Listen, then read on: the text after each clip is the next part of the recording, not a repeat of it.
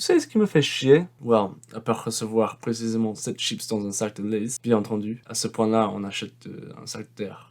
Et pas de chips. Et une autre chose qui me fait chier, c'est le système scolaire. Plus précisément, les cours de langue. Oh yes. Here comes the I'm a rebel, fuck the system speech. Nah, je rigole. Ce que je dirais, cependant, à propos du système scolaire, c'est que les écoles ne comprennent pas comment réellement motiver les élèves à apprendre. Notamment en ce qui concerne les cours de langue étrangère. Ils essaient de faire travailler les élèves par donner des récompenses et des punitions externes. Il faut de bonnes notes à l'école, sinon tu vas finir comme Kamel qui passe ses journées dans la rue à fumer des pailles en plastique en pensant qu'il fume des cigarettes, mais qui est déjà en fait trop éclaté par l'héroïne pour s'en rendre compte. Stay in school, kids.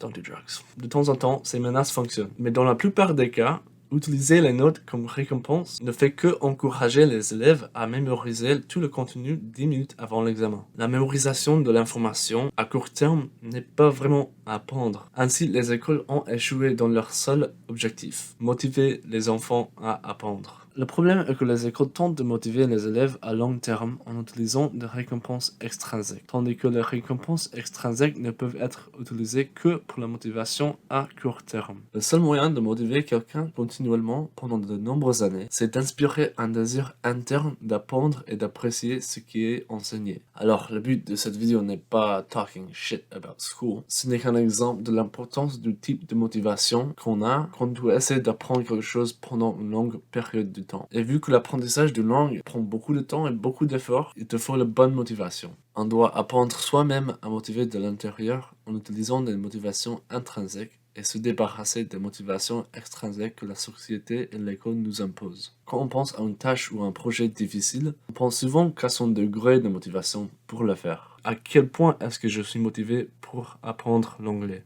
Je suis pas motivé ou je suis très motivé. On pense en termes de quantité. J'ai pas assez de motivation.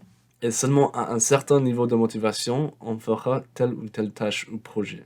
But what if on a pensé en termes de qualité? On oublie souvent que la nature de sa motivation compte tout autant que la quantité qu'on a. Le degré de motivation que tu as à un moment donné pendant ton apprentissage dépend à 100% de ce qu'est ta motivation. Il existe deux types de motivation. La première est une motivation extrinsèque, ce qui est basé sur l'extérieur. La deuxième, c'est une motivation intrinsèque, ce qui est basé sur l'intérieur. Voici quelques exemples de la motivation extrinsèque dans le contexte de l'apprentissage de langue. I would get so many chicks if I spoke Italian. Parler couramment l'espagnol ferait vraiment bien sur mon CV. Avoir un bon niveau d'anglais me donnerait l'air intelligente quand je postule pour des écoles de commerce. Et voici quelques exemples des motivations intrinsèques. Je suis capable de mieux me connecter avec mes amis quand je leur parle dans leur langue maternelle. Ça me fait plaisir de communiquer avec les immigrants latinos de ma communauté et faire en sorte qu'ils se sentent plus chez eux. Chaque fois que je réussis à avoir une conversation en anglais, je ressens une immense satisfaction. Comme tu peux probablement remarquer, l'extrinsèque se concentre sur l'apparence, tandis que l'intrinsèque se concentre sur l'action. L'extrinsèque se concentre sur l'avenir, tandis que l'intrinsèque se concentre sur le présent. L'extrinsèque provient des pressions de la société et des récompenses externes, tandis que l'intrinsèque provient des besoins humains fondamentaux et des plaisirs simples tels que la compréhension, la connexion et la satisfaction de la curiosité. Les deux types de motivation peuvent être aussi motivants l'un que l'autre, mais à des moments différents avec des durées différentes. Les motivations extrinsèques peuvent être extrêmement motivantes, tandis que les motivations intrinsèques peuvent être moins motivantes, mais pendant plus longtemps. Penser à quel point tu serais cool en étant capable de parler une langue étrangère pourrait te motiver au point de dépenser tout ton salaire de la semaine sur un logiciel d'apprentissage de langue. Mais si ton apparence est la motivation principale, quelques jours plus tard, tu vas finir par te demander pourquoi tu as dépensé 500 € pour un abonnement à vie, alors que tu aurais pu simplement utiliser cette somme d'argent en un Gucci outfit that made you look hella cute. Bref, il existe beaucoup de moyens beaucoup plus faciles d'améliorer ton apparence que d'apprendre une langue étrangère. Of course, from time to time, there's nothing wrong with thinking how much of a badass you are en étant capable de parler une langue étrangère, mais ne laisse pas cet état d'esprit prendre le dessus. Parce que si tu penses trop souvent comme ça, le résultat va être plus important que le processus. Mi amigo, eso no es bueno. You need to love the process and not the result.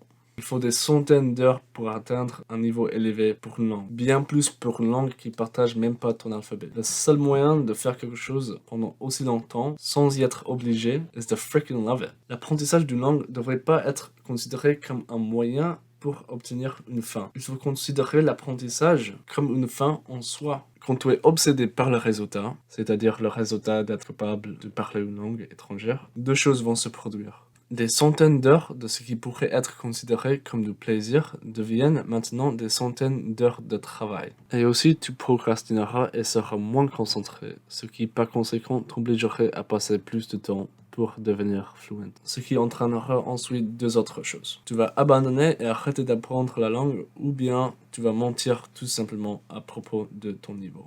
Ce qu'il faut retenir de cette vidéo, c'est arrête de te concentrer sur comment tu vas apparaître dans l'avenir. Concentre-toi sur l'apprentissage au présent. Find the beauty in creating a bridge between you and other people with whom you were never able to communicate before learning the language. Sois curieux. Trouve le plaisir en apprendre et comprendre et te connecter. The biggest reason why people fail to learn a language is not because they're lazy or impatient or stupid. Maybe it's simply that they don't actually enjoy learning it. La solution donc est changer tes motivations. Merci beaucoup et à bientôt.